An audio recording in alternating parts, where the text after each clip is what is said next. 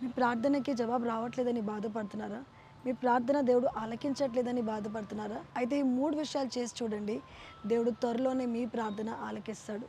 First thing ఏంటంటే, ప్రార్థన చేస్తున్నప్పుడు మన మాటలు ఎలా ఉండాలంటే, యూ షుడ్ బి డిక్లరేషన్‌తో మనము ప్రార్థన చేయాలి. I receive it in Jesus name. ఇది నా జీవితంలో జరగబోతుంది. ఇది నా జీవితంలో దేవుడు చేయబోతున్నాడు. ఇది నా జీవితంలో దేవుడు చేస్తాడు అన్న మాటలతో, డిక్లరేషన్‌తో ప్రార్థన చేయండి. రెండోది, ఏది అడిగినప్పటికీ కూడా ఆయనని అడిగేటప్పుడు ఆయన కృప వలన నా జీవితంలో ఈ కార్యము జరగబోతుంది.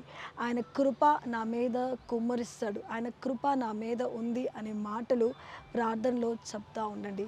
I am favoured by his grace అనే మాటలు ప్రార్థనలో చెప్తా ఉండండి. అండ్ మూడోది ఏంటంటే, when you are closing your prayer, keep a sentence, I allow this in Jesus name.